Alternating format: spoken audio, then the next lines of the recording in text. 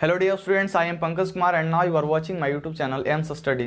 तो बच्चों, आज हम लोग पढ़ने वाले हैं क्लास 10th की एक बहुत ही इंपॉर्टेंट चैप्टर है जिसका नाम है light reflection and refraction.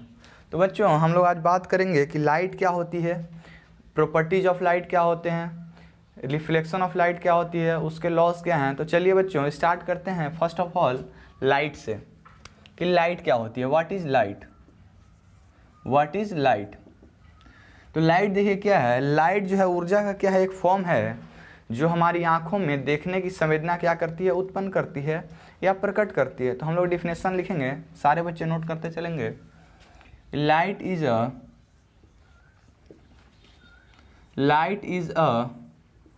Form of energy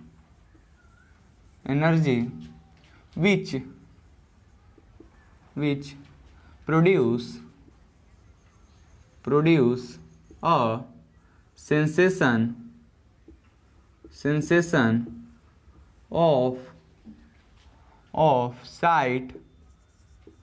sight in our eyes। फिर से मैं एक बार इसको रिपीट कर देता हूँ कि light is a form of energy which produce a sensation of sight in our eyes. अब आगे बात कर लेते हैं सोर्सेस ऑफ लाइट की। सोर्सेस ऑफ लाइट, लाइट के सोर्स क्या क्या है, स्रोत क्या क्या है। सोर्सेस ऑफ लाइट, तो फर्स्ट सोर्स क्या आ जाता है, सन, जो कि नेचुरल सोर्स है और सबसे बड़ा सोर्स है सन। और सेकेंड क्या होती है, बल्ब, टॉर्च एक्सेट्रा, ये भी क्या है, सोर्स ऑफ लाइट। तो चलिए अब हम लोग बात करते हैं आगे कि प्रॉपर्टीज क्या होती हैं लाइट की। Properties of light. दुनिया में कोई भी ऐसी चीज़ नहीं जिसका कुछ ना कुछ प्रॉपर्टी ना हो।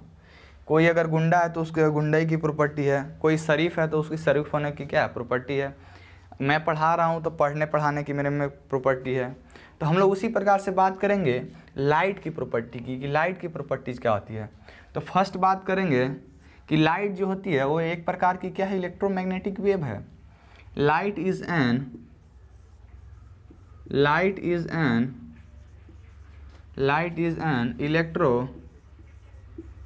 Electromagnetic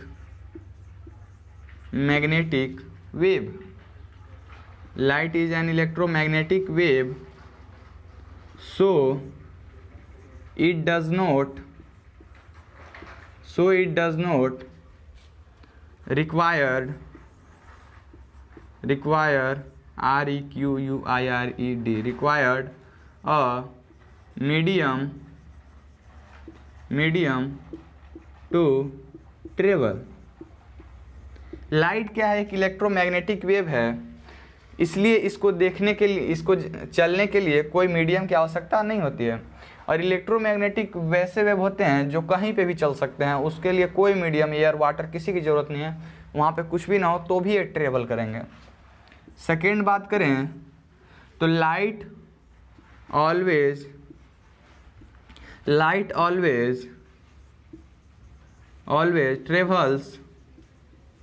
travels in a straight line। Light क्या होती है, ऑलवेज क्या होती है, स्ट्रेट लाइन में ट्रेवल करती है। मान लेते हैं कि यहाँ पे क्या है, सन है, क्या है, सन।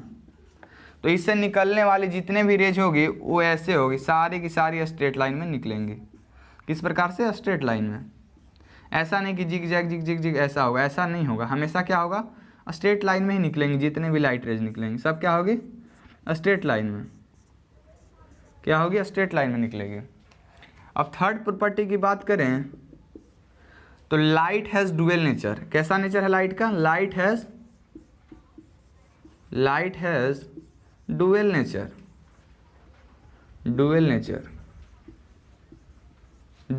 फर्स्ट क्या होता है, first such that wave as well as particle nature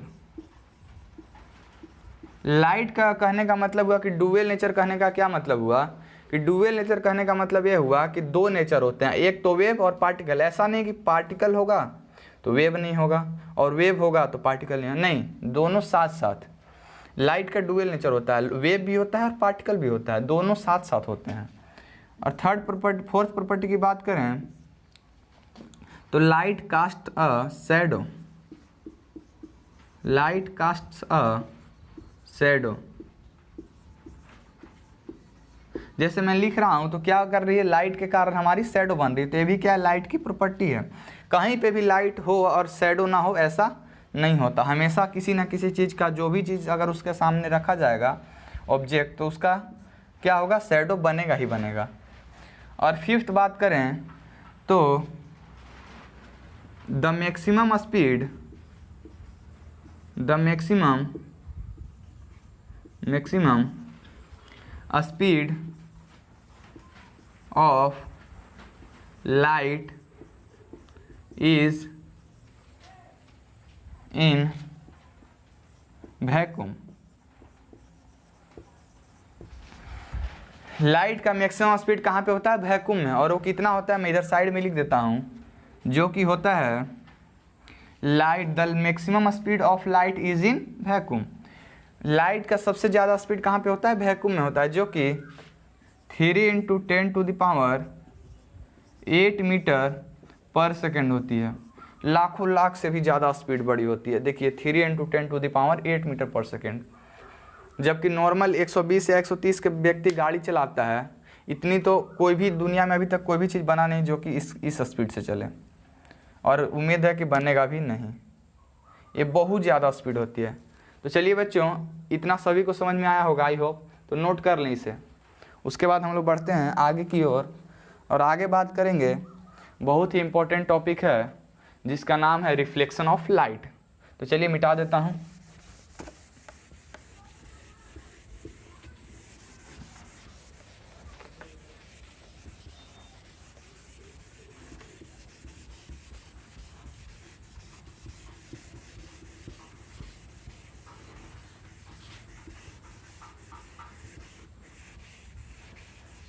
चलिए अब हम लोग बात करेंगे रिफ्लेक्शन ऑफ लाइट क्या होती है। Reflection of light, reflection of light क्या होती है। Reflection of light, when a light rays, when a light rays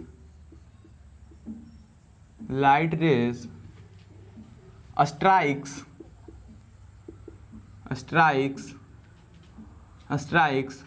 from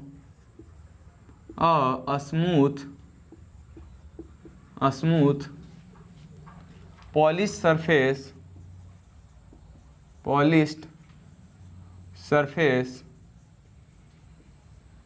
then it bounces back. This phenomena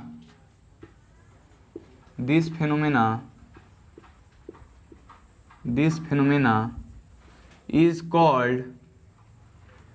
called reflection of light।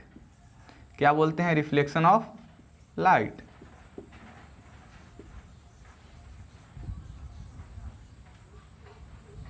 Reflection of light, चलिए मैं इसे समझा देता हूँ। When a light rays strikes from a smooth polished surface, then it will bounce back. This phenomena is called reflection of light। मान लेते हैं कोई क्या है, सरफेस है, इस प्रकार से रखा हुआ है, चिकना सरफेस है, और नीचे वाला पार्ट हम लोगों ने क्या कर रखा है, पॉलिशिंग कर रखा है। तो क्या होगी, अगर कोई लाइट रेज इस प्रकार से आएगी इस पर, तो मिरर से टकराने के बाद क्या हो जाएगी, उसी मीडियम में वापस चली जाती है। बाउंसेस बैक, यहाँ पे चाहे तो आप लोग नोट कर सकते हैं, bounces back in the same medium.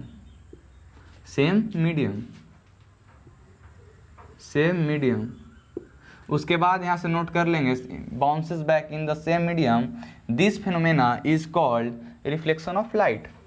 तो मान लेते हैं कोई लाइट रे इस पे आ रही है और टकराने के बाद क्या कर रही है, वापस चली जा रही है, तो इस फिनोमेना को क्या बोलते हैं, रिफ्लेक्शन ऑफ लाइट। तो चलिए देखते हैं, ये क्या है, पॉलिश सरफेस है। कैसा सरफेस है, पॉलिश सरफेस, इसको क्या बोलते हैं, polish surface.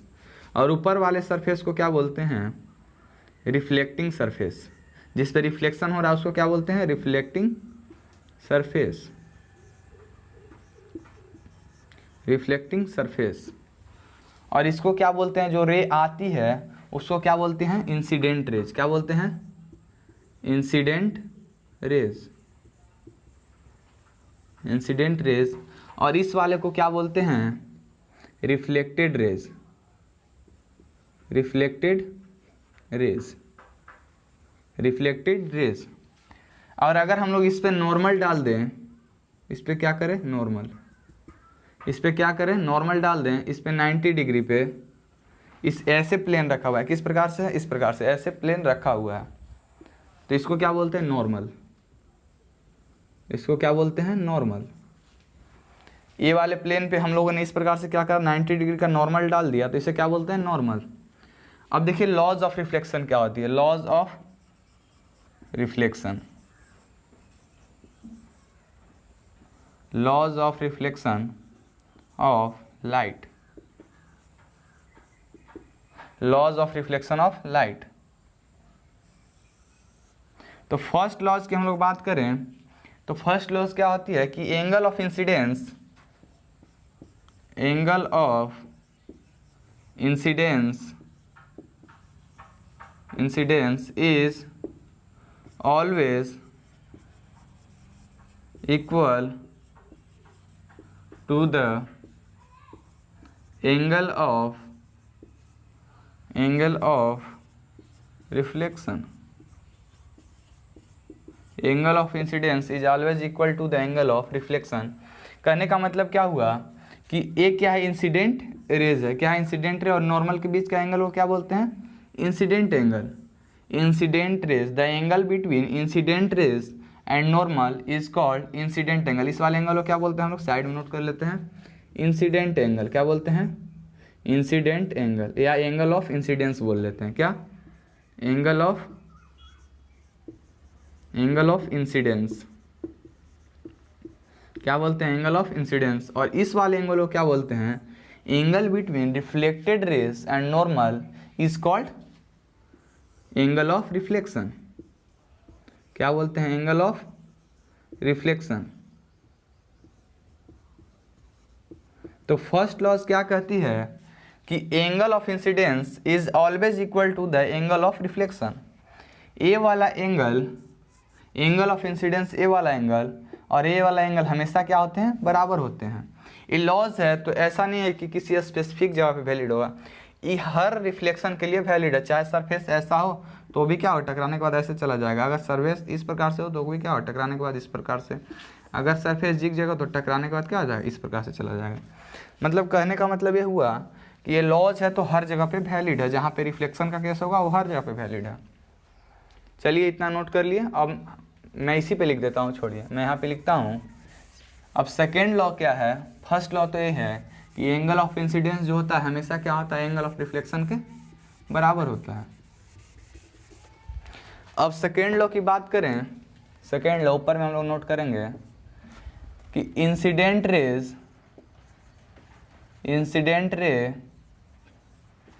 Reflected ray and normal are lie in the same plane. देखिए incident ray, reflected ray and normal are lie in the same plane. कहने का मतलब क्या हुआ, कहने का मतलब क्या हुआ कि देखिए इसको क्या बोलते हैं, इस वाले को इंसिडेंट कर रहा है तो क्या बोलेंगे, इंसिडेंट रेज। और रिफ्लेक्शन के बाद वाले रेज को क्या बोलते हैं, रिफ्लेक्टेड रे। इसको क्या बोलते हैं, नॉर्मल। तो देखिए इंसिडेंट अगर इस प्रकार से करा तो रिफ्लेक्शन के बाद क्या होगा कि इस प्रकार से क्या होगा, चला जाएगा। क्या होगा, इस प्रकार से। अगर इस प्रकार से इंसिडेंट करा, अगर मान लेते हैं सरफेस से इधर क्या रखा रहा हमने, पॉलिशिंग कर रखा है, तो अगर कोई रे इस प्रकार से आती है तो टकराने के बाद क्या होती है, उसी प्लेन में वापस चली जाती है। टकराने के बाद इस प्रकार से वापस चली जाएगी और नॉर्मल क्या होगी इस प्रकार से, तो तीनों क्या होगा एक ही प्लेन में होगा। ए वाला प्लेन नहीं, ए वाला प्लेन कैसा प्लेन में है, तीनों क्या है एक ही क्या है बोर्ड के प्लेन में है। तो सेकेंड लॉ क्या बोलती है, सेकेंड लॉ क्या बोलती है कि incident ray, reflected ray and normal are lie in the same plane. मतलब ये तीनों जो होगा क्या होगा इसी प्लेन में होगा, बोर्ड के प्लेन में। कैसा प्लेन है, बोर्ड के प्लेन में। अब एक और बात कर ले हम लोग, चलिए मैं इसे मिटा देता हूँ। अब हम लोग बात कर लें, एक नोट डालने के लिख लेते हैं हम लोग। अब हम लोग एक बात करते हैं नोट पे। तो मान लेते हैं ये क्या है, सरफेस है, पॉलिश कर रखा है हम लोगों ने, पॉलिश सरफेस है। कैसा सरफेस है, पॉलिश सरफेस है। और कोई लाइट रे क्या हो रही है इस प्रकार से, क्या हो रही है इस पे इंसिडेंट कर रही आ रही है, तो टकराने के बाद क्या होगी उतना ही एंगल पे वापस चली जाएगी। तो फर्स्ट लॉ में हमने देखा। तो इस पे जो नॉर्मल डालते हैं तो इसको क्या बोलते हैं नॉर्मल, और इसको क्या बोलते हैं इंसिडेंट रे, इंसिडेंट रे। और इसको क्या बोलते हैं रिफ्लेक्टेड रे, रिफ्लेक्टेड रे। और मैं बार बार कह रहा हूँ कि ये प्लेन किस प्रकार से रखा हुआ है, ऐसे इस पर कोई लाइट रे इस प्रकार से आया, टकराने के बाद इस प्रकार से चला गया, और नॉर्मल हम लोगों ने इस पर डाल रखा है। इस पर नॉर्मल के साथ प्लेन के साथ कितना डिग्री एंगल बनेगा, 90 डिग्री। और इस वाले एंगल को क्या बोलते हैं एंगल आई, और इसको क्या बोलते हैं एंगल आर। इसको क्या बोलते हैं एंगल आई, इसको एंगल आर। इसको बोल देते हैं एंगल ऑफ इंसिडेंस, इंसिडेंस। और इसको क्या बोलते हैं एंगल ऑफ रिफ्लेक्शन। क्या बोलते हैं angle of reflection. First law basically यही कहती है कि फर्स्ट लॉ क्या होता है, फर्स्ट में फर्स्ट क्या होती है, यही होती है कि एंगल आई जो होता है एंगल आर होता है। फर्स्ट वही कहती है कि एंगल आई जो होता है एंगल आर होता है। और सेकेंड क्या बोलती है कि incident ray, reflected ray and normal are lie in the same plane, board, जो कि यहाँ पे बोर्ड के प्लेन में है। अब बात कर लें, नोट डाल के सारे लोग नोट करेंगे। देखिए यहाँ पे अगर लाइट रे इस प्रकार से आ रही है, तो अगर मान लेते हैं कि 45 डिग्री पे आएगी, तो नॉर्मल से कितना एंगल पे जाएगी, 45 डिग्री पे ही। अगर ये इस प्रकार से आती, इस प्रकार से आती, कितना एंगल बना के, बीटा एंगल बनाते हुए, तो यहाँ से किस प्रकार से जाती, इसी प्रकार से कितना एंगल बना के, इसके साथ नॉर्मल के साथ बीटा एंगल बना के। अगर ये लाइट रे अगर इस प्रकार से आएगी, यहाँ से आती, तो किस प्रकार से जाती, इस प्रकार से। अगर लाइट रे अगर नॉर्मल पे ही आए तो किस प्रकार वापस चल जाएगी, नॉर्मल पे ही। तो हम लोग एक नोट डाल के लिखेंगे कि व्हेन अ लाइट रे comes from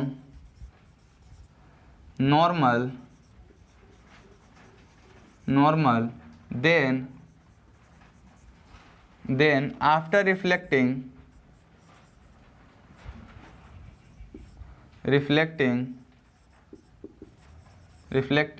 it will back in the same direction,